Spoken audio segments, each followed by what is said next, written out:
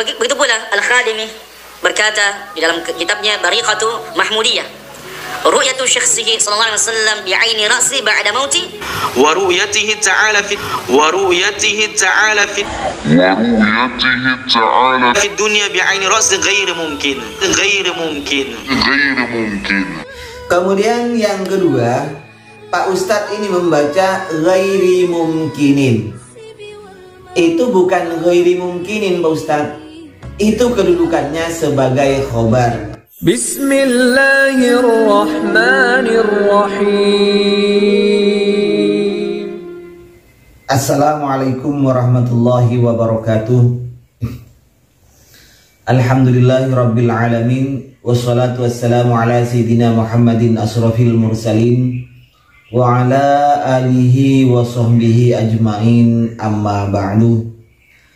Sahabat-sahabat Aswaja dan seluruh subscriber A'afan di channel yang insya Allah dirahmati oleh Allah Subhanahu wa Ta'ala yang saya hormati, mudah-mudahan kita semua senantiasa tetap dalam lindungan Allah Subhanahu wa Ta'ala, dilancarkan rezekinya, dan juga selalu dalam ma'unah, hidayah, dan pertolongan dari Allah Subhanahu wa Ta'ala. Amin Allahumma amin. Sebagaimana kita dengar di awal, ada salah seorang Ustadz Wahabi yang menerangkan tentang masalah melihat Rasulullah Shallallahu Alaihi Wasallam setelah beliau meninggal dunia. Kita melihatnya, atau orang itu melihatnya, mengaku melihatnya dalam keadaan sadar, bukan dalam keadaan tidur. Dan hal ini kata beliau itu tidak mungkin berdasarkan beberapa referensi kitab. Dia membaca kitab yang pertama kitab Fathul Bari, dan yang kedua adalah kitab Al-Bariqah Al-Mahmudiyah.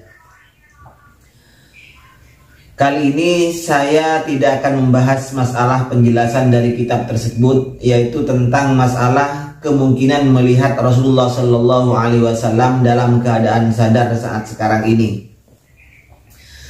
Saya akan mengomentari masalah baca kitab beliau. Kalau masalah hukumnya insya Allah akan saya komentari, besok-besok akan saya komentari. Saat ini saya akan mengomentari masalah baca kitab beliau. Beliau membawakan kitab di Al-Bariqah Al-Mahmudiyah. Yang akan saya komentari ada dua kesalahan yang sangat fatal di sini ya. Entah kenapa Ustadz Wahabi ini kok banyak yang salah, baik dalam membaca Al-Quran, misalnya membaca hadis, membaca teks-teks atau nasul ibarat dari kitab-kitab ulama. Banyak yang keliru, bukan hanya satu dua, bahkan banyak yang keliru gitu.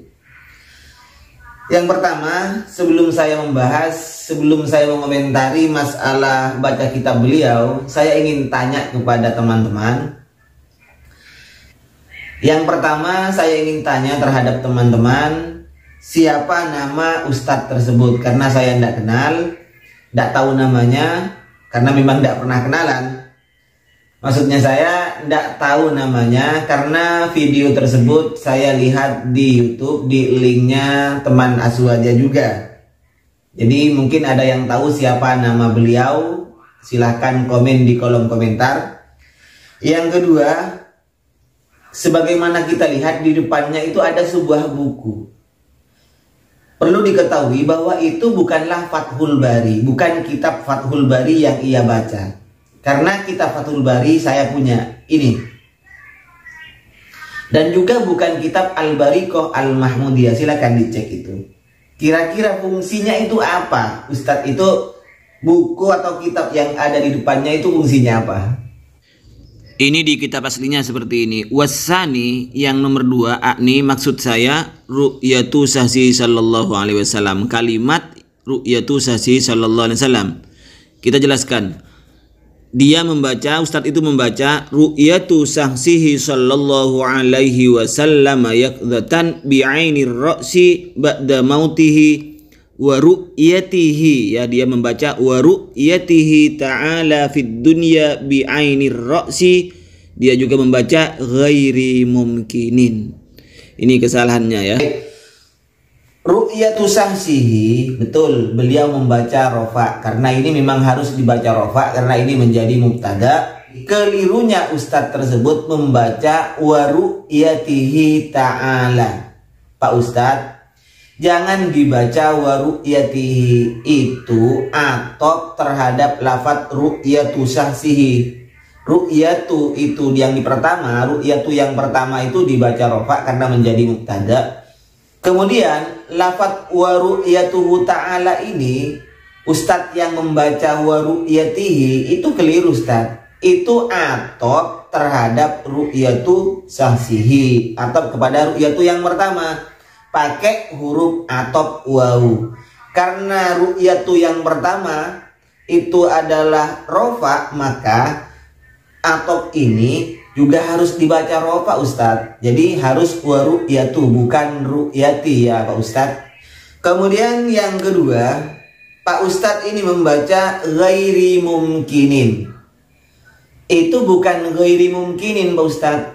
Itu kedudukannya sebagai khobar. Khobar dari mubtada ru'yatu. Karena setiap ada mubtada ada khobar. Kalau mubtadanya itu tidak jomblo, karena ada mubtada yang jomblo. Nah, ghairu mumkinin ini adalah menjadi khobar. Kalau sudah menjadi khobar Ustadz, maka harus dibaca rofa. Karena ini mufrad, maka harus tandanya pakai dhammah ya. Jadi yang benar adalah ghairu mumkinin ya Ustadz. Dibaca ghairu mumkinin, bukan ghairi mumkinin, karena kedudukannya sebagai khobar. Sebagaimana yang dijelaskan oleh kitab MDT, wal khobarus mundurtifa'in usnida mutabiqan fi lafdhihi lil mubtada. Itu di MDT Ustaz. Jadi khobar itu adalah isim yang dibaca rofa, yang mana harus mutabik, harus sesuai dengan mubtadanya. Begitu Pak Ustaz.